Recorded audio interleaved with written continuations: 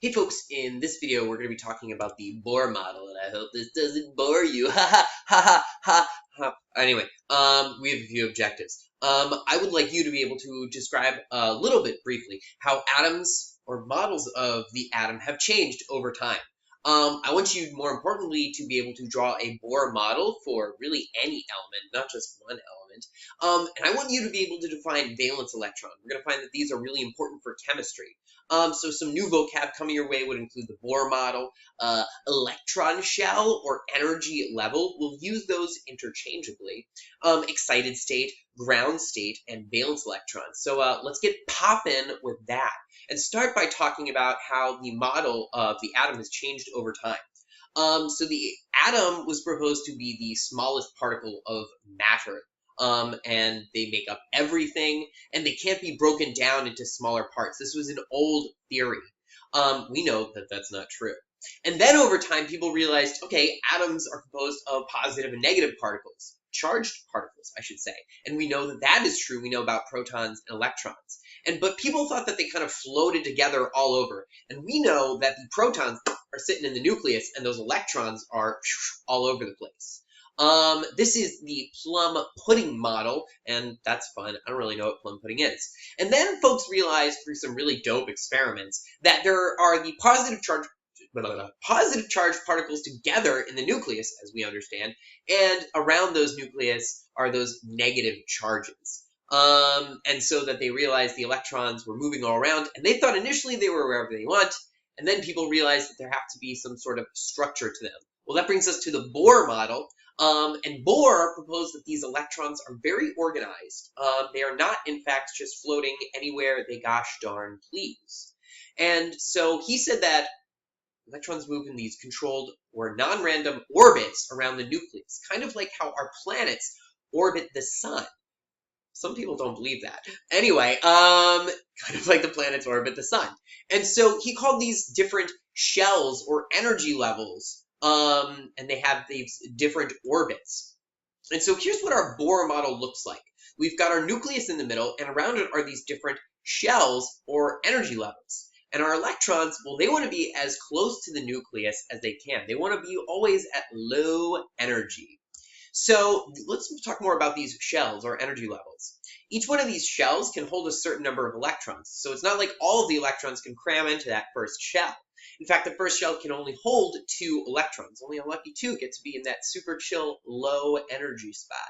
The next shell up holds 8 electrons. And then after that, it holds 18 electrons. And after that, it holds 32 electrons. And we'll see a little bit more about where these numbers come from with some more contemporary theories. But again, here's our pretty picture, and we can imagine filling in our different energy levels. Here's our first, and it can hold 2. Our second can hold 8. Our third can hold 18. So the lowest numbered shells, as I said, are going to be filled first. And the second shell is really not going to be filled until the first is full, because the electrons always want to get in at that lowest energy level available. And so on the third shell, they're not going to fill that up until this second shell is filled up, because the third is higher energy. As we go up in number, the energy is higher. And those electrons don't want to be in those high energy states, those, I guess, high energy states. So electrons can temporarily move between shells. If an electron for some reason gets excited or zapped with electricity, it's going to jump up a shell. We call this excited state, when it's not at the lowest energy it could be. If an electron is zapped and jumps up, it is said to be excited. Well, these electrons will probably not stay excited forever.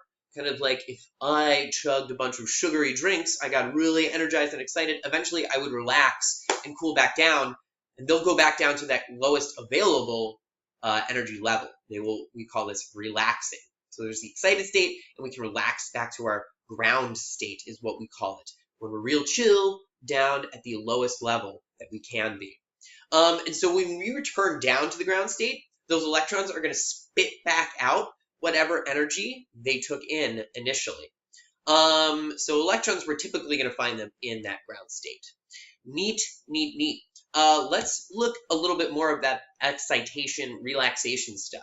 So here's some energy comes in, it zaps our electron. That electron jumps from the ground state, the lowest energy spot available, and it jumps up into that second energy level, which is higher energy.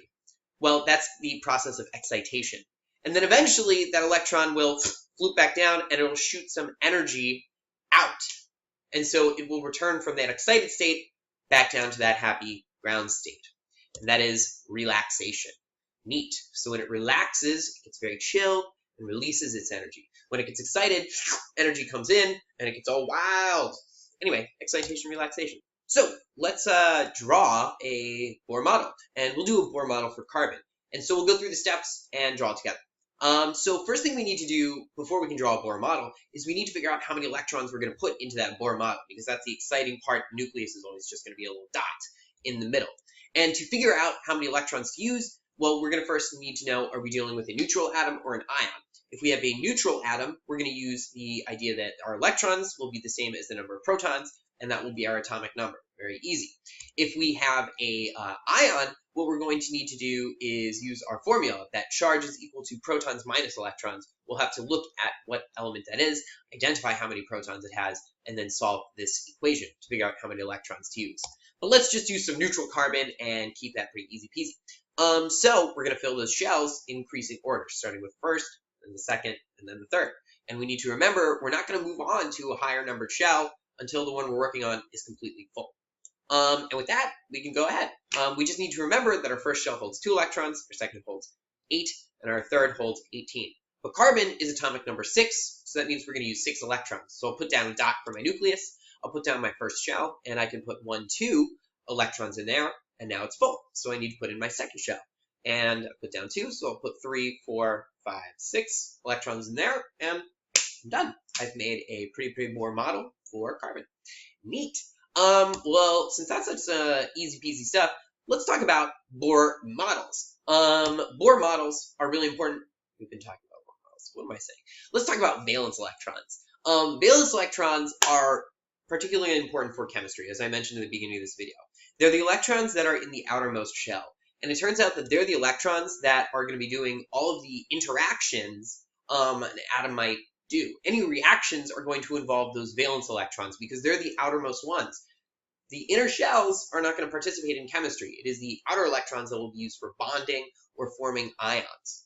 And they're also going to be important for determining how an element behaves. If it has a few valence electrons, like just 1 or 2, it's more likely to form a cation and give those away. If it has a lot of valence electrons, it's more likely to just grab a few more and try and fill up a shell.